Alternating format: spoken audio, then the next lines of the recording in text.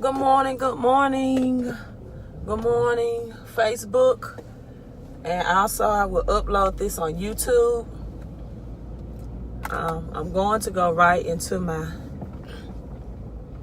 topic that I want to discuss. So I'm on this back road, rural road again. So hey, if the video is going in and out, it's because the connection is going to vary because I'm leaving my home. So just show me some digital love, right? Hit the hearts button as you're coming in this morning. Show me some digital love. Let me know that you can hear me so I can continue talking, because I don't know when the connection will fade in and fade out. So let's talk about business credit, right? I'm offering and I'm also acquiring business credit. And the great thing about business credit, and I'm not talking or references to business loans, right? It's a difference between business credit and business loans.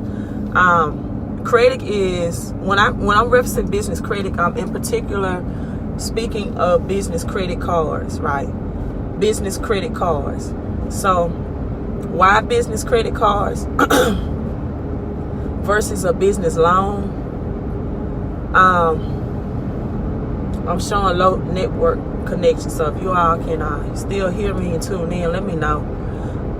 All right, so why am I referencing business credit cards versus business loans? It's a difference. And also, I'm highly an advocate of OPM. If you see me posting anything OPM, that means using other people's money or your credit. So if you know anything about the Bible, you don't have to be a Bible scholar. You probably heard the story of the widow woman whose husband died, and she had two sons who was about to be sold as bond servants. And the prophet came, and she told the prophet, "My husband was faithful. He served. My sons are about to be sold into debt because I can't pay the debt that's left that I'm faced with as a result of his death." And the prophet told her to go borrow vessels, right? He told her to borrow a lot of vessels. Not a few, but borrow a lot, right? And this is how this translates into 2019. I tagged my friend girl in the video because she has her business, Niecy's Sweets, right? And I'm going to draw the scenario from her business. Let's say that Niecy has a 700 credit score, right? She has no collections, no charge off, no late payments on her credit report. She then applies for a business credit or business credit cards. That at this point, there are several business credit cards right now at 0% interest. You have, I won't name the cards, but that 0% interest for up to 12 months or 15 months, right? So Niecy gets into the business builder plan that I have because she has good personal credit. She gets the business credit cards at 0% interest. She decides, hey, if I had a better commercial oven, I could get 10 times the amount of clients. I can make 10 times the amount of products, right?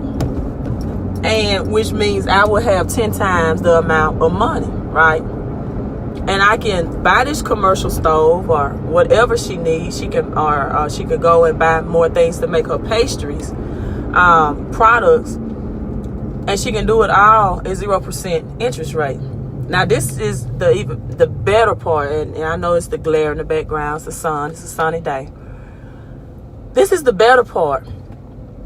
Let's say Niecy gets $10,000 business credit card. That activity, you have to know which business cards to get, will not even show on her personal credit report. However, she will use her personal credit to leverage to get the business credit card to get approved for the business credit card. But all the activity on that business credit card is hidden, is ghost activity from her personal credit report, meaning that at some point, if she wants to go out and buy a home, if she wants to go out and move, they will not see that, hey, you have a $10,000 credit card here for business purchases, and you use $5,000 of that to buy a new commercial stove or oven to enhance and increase your business or the quality of your products, right? And so that activity won't even report. So it's not affecting her personal credit report at all. And mind you, that if she has a 700 and everything that I listed above, no collections charge off, late payments within the last 2 years, or hard pulls. Thank you. Good morning for the digital love. Sorry for the sun. I can't stop it. She has no inquiries or hard pulls on her credit report. No more than 6 within the last 6 months. She gets approved for this business credit. Now, I'm not speaking of business loans. Business loans is you have to pay a fixed amount. Thank you. Every month. That amount does not fluctuate, meaning it does not. It never decreases, right? But it never increases. But with business credit card, your minimum payback is only 1% of the amount that you're using. So if Nisa used $10,000, the minimum she'll have to pay back to be in good standing on that credit card is $100, right? But Nisa is a businesswoman, right? So she's making, let's say, $1,000 a month from her business as a result of using this business credit. Or I'll just say more than that. Let's say $3,000 a month. Nisa's not going to pay the minimum of $100. She's going to pay back, let's say $500, $1,000 a month to pay down this line of credit now faster, at a faster rate, so she can recycle and reuse that money, that line of credit, all over again. But let's say Nisa gets into a bind, or she decides, hey, I didn't make as much money this month. I may not have the $500,000, but I certainly have that 1% minimum due, and I can certainly afford to make that $100 payment so I can keep my account in good standing, right? And so that's the same strategy that the widow woman used in the Bible to get rich. So now my second topic of discussion, and I'm signing off, is I was listening to a lady that I love to listen to on YouTube named Lorelia Phillips, and she was discussing Dave Ramsey's program that she went to at one point in her life. And Dave Ramsey, if you don't know him, he's known for teaching people to get 2 jobs to pay down their debts and debt management, and it's called Financial Peace University, right? And she said she went to this workshop, went to his courses, classes, and she inquired at the end of the workshop, after he teaches you all these, you need the budget, you need to stop getting that Starbucks cup of coffee every morning, or your latte factor, whatever those things that you may be spending $50, $60 a week, maybe a bad drinking habit, smoking habit. Do something where you can save money, maybe $50, $60 a week. Maybe it's eating out at Chick-fil-A every morning, or whatever the situation may be. And then that could help you get an extra $200 or whatever into your household a month, right? And then if you want to, and her question to Dave Ramsey, she said was, well, Dave, how do I make extra income? How do I get more money, right? My salary is not enough. I don't have a budgeting problem. I have a money problem. I don't have enough money, you know. I'm not living the lifestyle. My kids are, maybe not in the best school system. I want to move to a new zip code, and I simply do not have enough money. I have some skills, some things that I can to make into a business to earn additional money, right? Other than getting a job, there's other ways to earn income than labor income. It's passive income. It's residual income, right? So where do I get the money to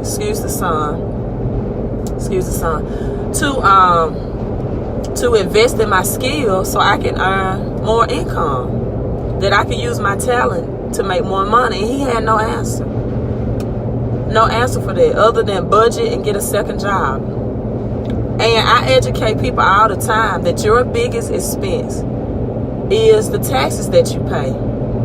And until you find a way, thank you for the digital love, to reduce your taxes, meaning the taxes that's coming out of your paycheck, right?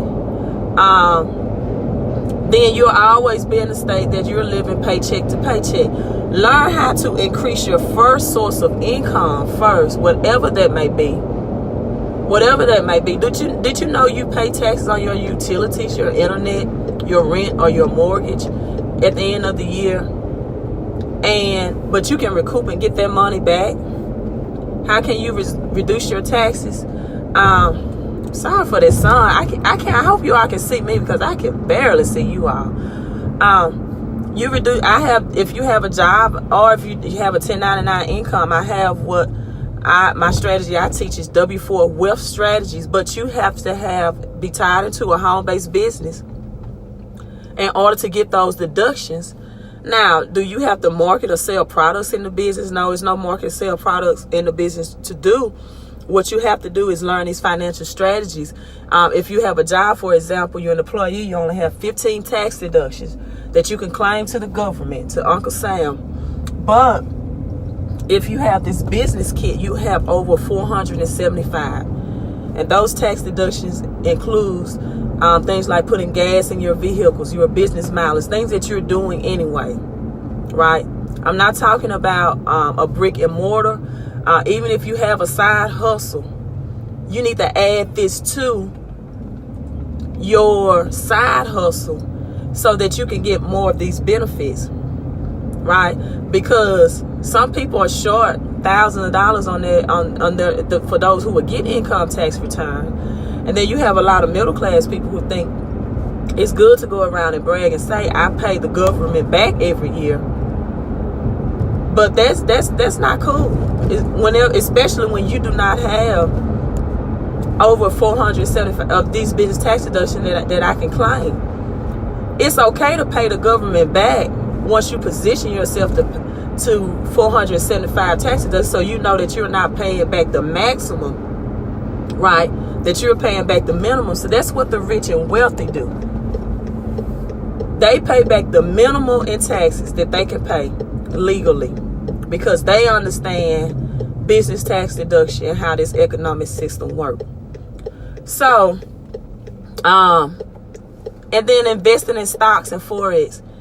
Please explain to me how someone can invest in stocks and Forex and they live in paycheck to paycheck. They don't have an emergency savings account. To invest in stocks and Forex, you have to have that money up front, right? At least, for example, if I'm investing in real estate, a physical investment, I can use my credit to make that investment and my credit cards, what a lot of people don't know. And so we're teaching people not to go and use your $10,000, $15,000, or I'm teaching people $15,000, $20,000 credit card to buy things, to take a trip to Florida or Disney World or Las Vegas, right? Or that cruise. Nothing wrong with those things. But if you have to get a loan or you have to use your credit card to do it in order to enjoy it, I wouldn't enjoy much of it unless I had the money. I knew I had the money to pay it back, and that was just a secure way for me to pay for the trip. But now use your credit card to invest in assets. What are assets? Assets are things that will bring you back money in return. You can use a credit card through convenience checks and balance transfers as little as 0% and low interest rate if you have good credit standing. If your personal credit is great, to invest in things. Now, you might want to invest in a unit property where you have tenants to pay you rent every month with that credit card, right? And then, like I said, the best thing about it, once you don't have to use your personal credit card. People, there's business credit cards out there. Do not show your personal credit score at 0%. Or you might want to use that personal credit card or those convenience checks to purchase real estate notes or tax liens, where you become the bank. You're not even dealing with managing tenants and things like that. You're just the bank. They pay you. You buy the notes. You buy the lien on their property. It's already occupied. You don't have to worry about being a landlord. And all you have to worry, they make their monthly payment. They default on it. The property becomes yours free and clear. So these are strategies that I'm teaching. I'm empowering people, especially the body of Christ. I'm trying to get this financial literacy out there, because if it was something wrong with borrowing, then the Bible surely wouldn't have advocated it for this widow woman to get out of debt. For her, it was a strategy to get out of debt, and it still works today. You just have to know where to borrow, how to borrow, and how to pay back in a healthy way. There's nothing wrong with using OPM, others people's money, to get more money. Hey, I'm signing off. Have a magnificent Monday. Magnify your money today. Make sure, if you didn't watch the first beginning of this, excuse the sunlight, but watch the beginning, and make sure you hit like and hit share. Thank you.